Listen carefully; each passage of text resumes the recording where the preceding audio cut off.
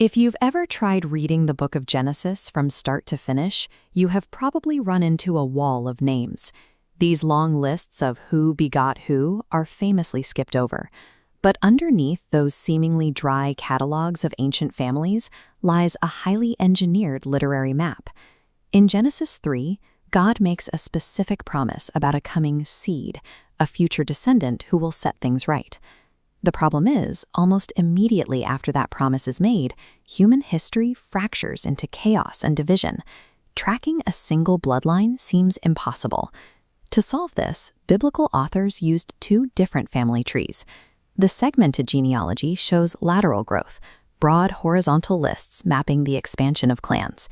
In contrast, a linear genealogy is a strict vertical chain, listing a direct father-to-son sequence, funneling focus to one man.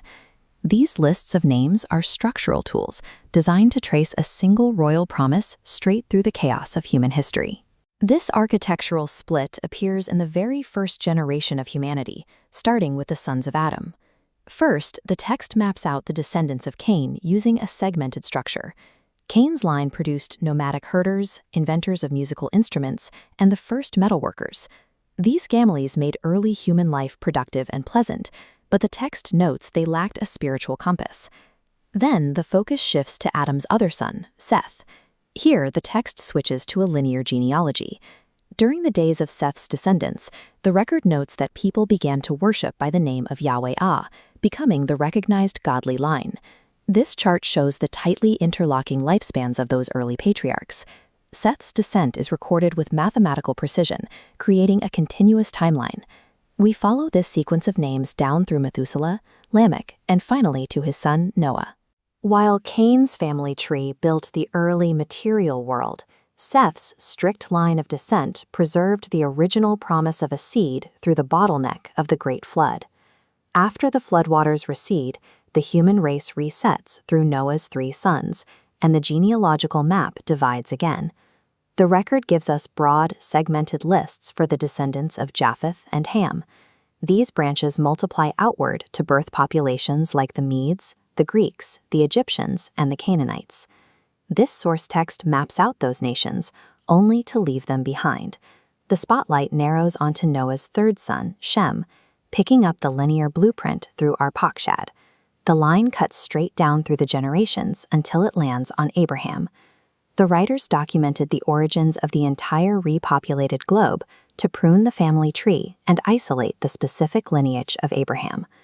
During the era of the patriarchs, the genealogical funnel narrows from broad tribal groups to individual siblings. Abraham has 2 sons. Ishmael becomes a desert chieftain, and his descendants are mapped out in a segmented list. The linear focus is assigned to the son of the promise, Isaac. The pattern repeats in the next generation. Isaac's son Esau fathers the nation of Edom.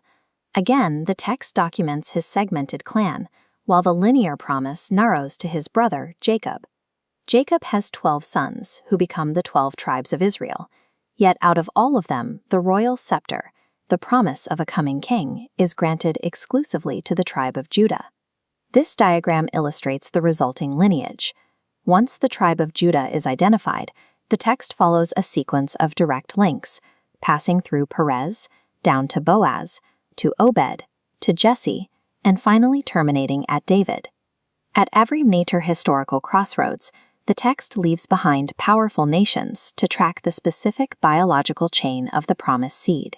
When King David finally arrives to rule over Israel, he does not appear out of historical thin air. He arrives with a lineage that the chronicler has tracked through every preceding era of the biblical record, providing the names and ancestry required for a king. The contrast between the 2 blueprints is clear. The wide, segmented branches of other clans built temporary earthly kingdoms, while the linear, godly line gave human history its direction. Those lists of names are not filler. They are the foundational architectural proof that the ancient promise was perfectly preserved through the chaos of human history, setting the stage for the ultimate heir to David's throne.